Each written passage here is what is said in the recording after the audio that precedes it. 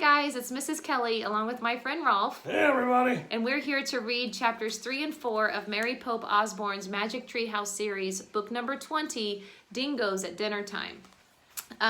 When we left off with chapter 1 and 2, this book puts Jack and Annie in the land of Australia, searching for the fourth gift that will free Teddy from the spell that he's under. When I was reading last week, and when I went back and watched the video of the story, I noticed that something I read didn't really sound right.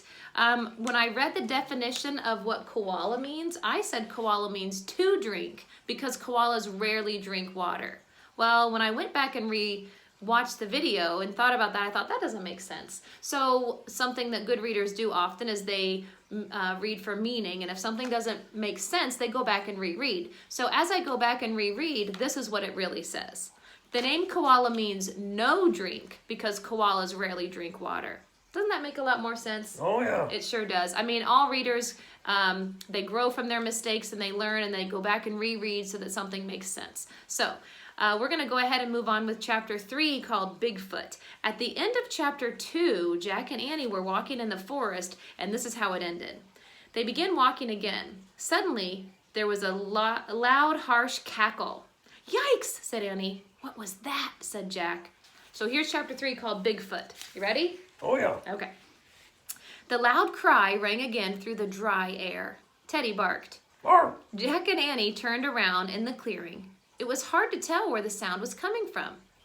The terrible cackle came again. "There," said Annie. She pointed at a bird in a gum tree. The bird had brown feathers and a large head with a long beak. It stared down at Jack and Annie. Then it let out another cackle. Weird, thought Jack.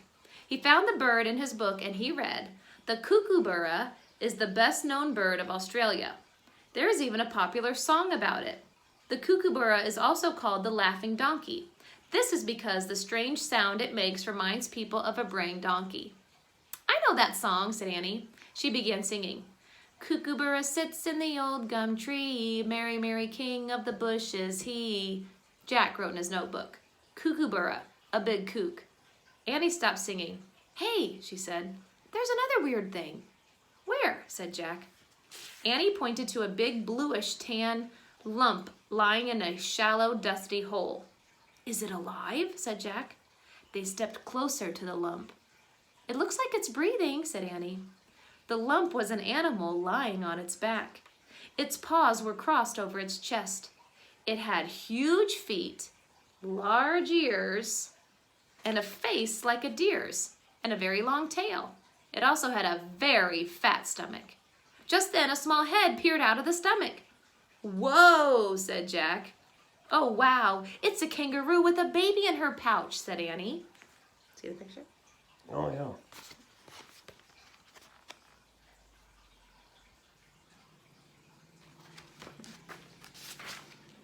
"Great," said Jack.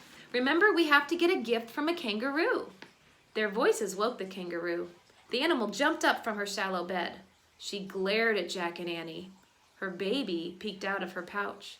The mother kangaroo gave an angry stamp. "Oh, we're sorry," said Annie. "We didn't mean to wake you." The kangaroo eyed Annie very curiously. Then she took a giant hop toward her. Copying the kangaroo, Annie hopped toward the big animal. The kangaroo hopped again, and Annie hopped again. The kangaroo and Annie began hopping around each other. They looked as if they were dancing. Jack couldn't believe how graceful the kangaroo was. She seemed to fly through the air and then land as softly as a butterfly. He looked up kangaroo in his book and he read, "The kangaroo is the most famous of marsupials. The female carries her baby, known as a joey, in her pouch.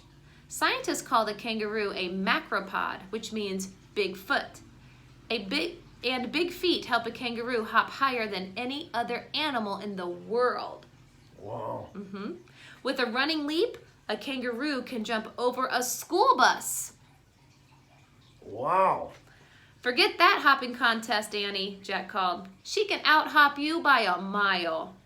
He pulled out his notebook and wrote, "Kangaroo, Bigfoot, can jump over a school bus." The kangaroo began stamping her feet again. "What's wrong?" said Annie. The kangaroo froze.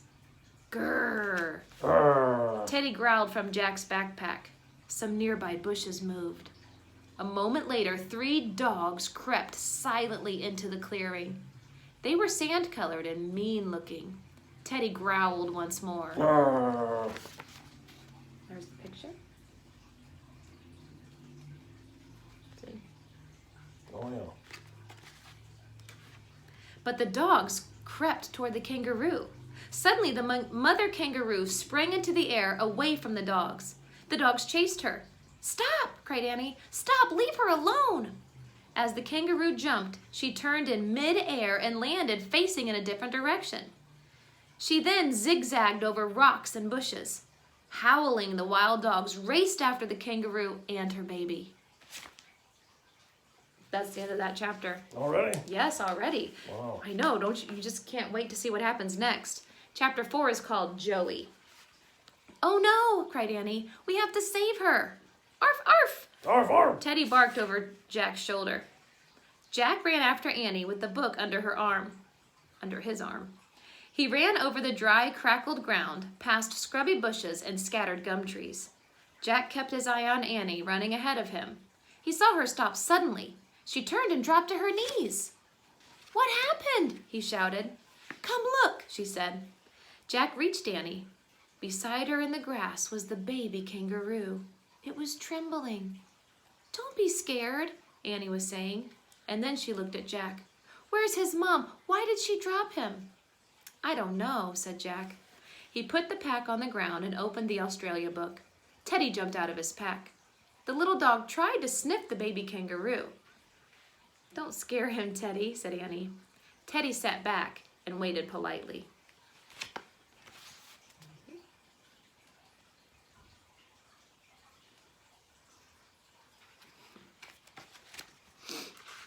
Jack opened the Australia book and found a picture of a baby kangaroo. He read, "The biggest enemy of the kangaroo is the dingo, the wild dog of Australia."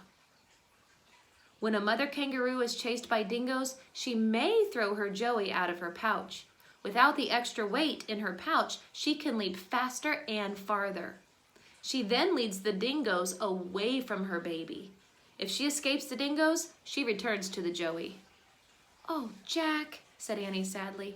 "I hope his mother escapes the dingoes." "Me too," said Jack. "Hi, Joey," said Annie. She gently patted the baby kangaroo. "He's so soft, Jack." Jack knelt down and touched the brown fur. It was soft, the softest fur he had ever felt. You're pretty soft too, Rowlf. Oh, yeah. Lots of conditioner. The shy little kangaroo stared at Jack with big brown eyes trembling. "Don't be scared, Joey," said Annie. "Your mom's going to come back for you." Joey jumped away from Jack and Annie. He hopped toward Jack's pack, which was sitting on the ground.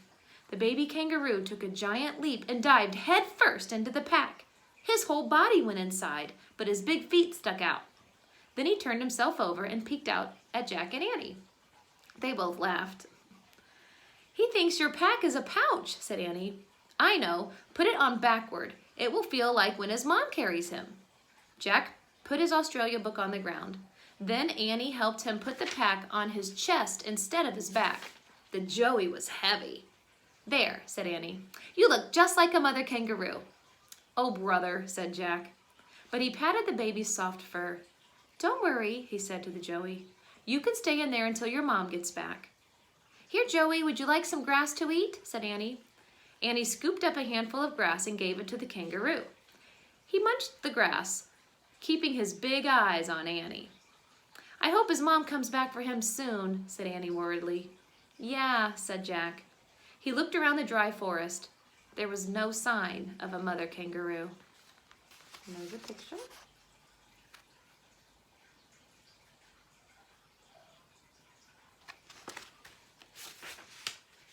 But Jack saw something else. "Look," he said to Annie. The wisp of smoke in the sky had turned into a big black cloud. Jack noticed the smell of burning wood was much stronger. "What are those campers doing?" said Annie. "Are they making a bonfire now or what?" A feeling of dread came over Jack. "What if," he said, What if... In the distance, a tree suddenly burst into flames. "We're looking at a wildfire," he said. That's it. Oh, That's the end of chapter 4. Yes. Do you have a guess of what chapter 5 might be called? no. It's called Wildfire. Oh, yeah. Yeah. wildfire, So yeah. tomorrow we'll read chapter 5 and chapter 6. Chapter 5 is called Wildfire. So I hope you tune in tomorrow to see what happens next on Jack and Annie's adventure. It was so great reading with you guys. I miss you terribly. Hope to see you very soon. Bye, loves. Bye, everybody.